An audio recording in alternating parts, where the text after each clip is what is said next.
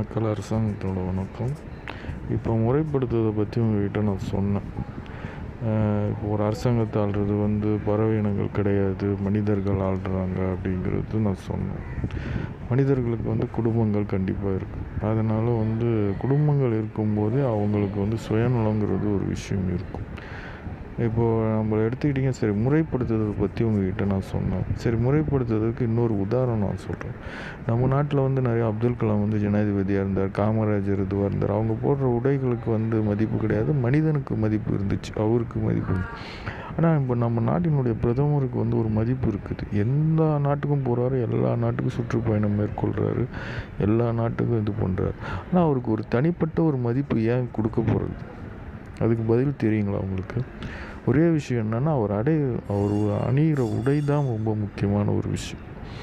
அவர் இருக்க வேண்டிய இடத்துல அந்தந்த உடையை வித்தியாசமான முறையில் அணிகிறார். இந்த மாதிரி எந்த ஒரு இந்திய பிரதமரும் அணிஞ்சது கிடையாது. இதுதான் இன்றைக்கி அவருடைய வல்லமைக்கு மிக முக்கியமான ஒரு விஷயம். நிறைய வல்லமைகள் நிறைய பிரதமர்கள் இருந்தாங்க.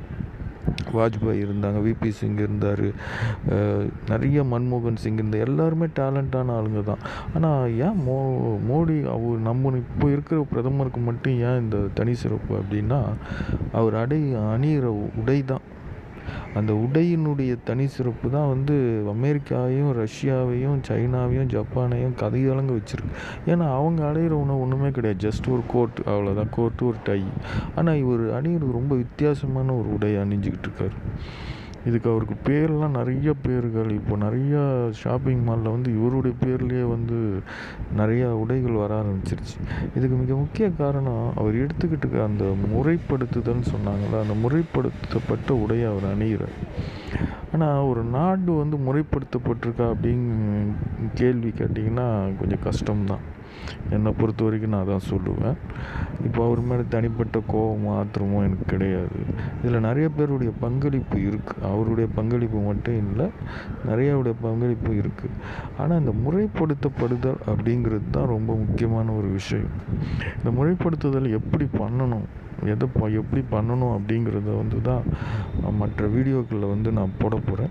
இந்த 41 துறைகளில் ஒவ்வொரு துறையிலும் எப்படி முறைப்படுத்தப்படணும், இந்த துறைகள் எப்படி முறைப்படுத்தப்படணும், அதுக்கான சில வழிகளை நான் உங்களுக்கு சொல்கிறேன்.